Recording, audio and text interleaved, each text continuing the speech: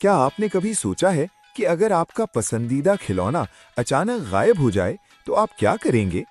आज की कहानी ऐसी ही एक पोशीदा और दिलचस्प मुहिम के बारे में है। एक दफा का जिक्र है कि एक छोटे से पुरअमन शहर में एक खुश मिजाज बच्चा रहता था जिसका नाम बिल्लू था। बिल्लू को अपने नर्म और प्यारे टेडी बियर से बहुत मोहब्बत थी। वो हर वक्त उस टेडी बियर के साथ खेलता, सोता और उससे अपनी बातें करता था। एक दिन बिल्लू अपने टेडी बियर के साथ बाग में खेल रहा था। अचानक खेलते खेलते उसका पसंदीदा टेडी बियर कहीं गायब हो गया। बिल्लू बहुत परेशान हो गया और उसकी आंखों में आंसू आ गए। उसने हर जगह तलाश किया मगर टेडी बियर ना मिला। वो अपने घर वालों के पास गया और कहा कि उसका टेडी बियर गुम हो गया है। सबने उसे तसल्ली दी मगर बिल्लू का दिल नहीं मान रहा था।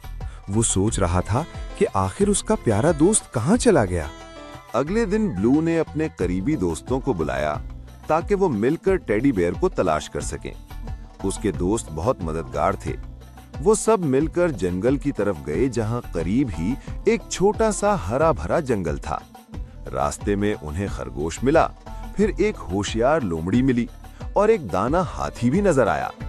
ब्लू ने सब जानवरों से पूछा कि क्या उन्होंने उसका टेडी बेयर देखा है। खरगोश ने कहा कि उसने एक नर्म खिलौना झाड़ियों के पास देखा था।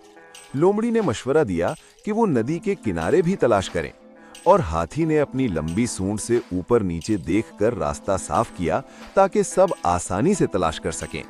सब दोस्तों ने मिलकर हर जगह देखा, हर पत्थर के नीचे, हर दरख्त के पास और हर रास्ते में झांका।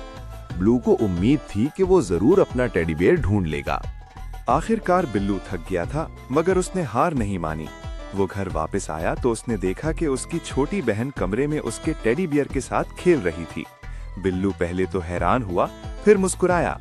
उसकी बहन ने मासूम अंदाज में कहा कि उसे टेडी बियर बहुत अच्छा लगा, इसलिए वो सिर्फ थोड़ी देर के लिए खेल रही थी। बिल्लू ने अपनी बहन को डांटा नहीं बल्कि उसे गले लगा लिया और कहा कि आइंदा वो उससे पूछकर ही खिलौने लेगी। बिल्लू को समझ आ गई कि चीजें हमेशा खो नहीं जाती बल्कि कभी-कभी हमारे अपने लोग ही उन्हें ले जाते हैं। उस दिन के बाद बिल्लू ने अपने खिलौनों का ख्याल रखना और दूसरों के साथ शेयर करना सीख लिया।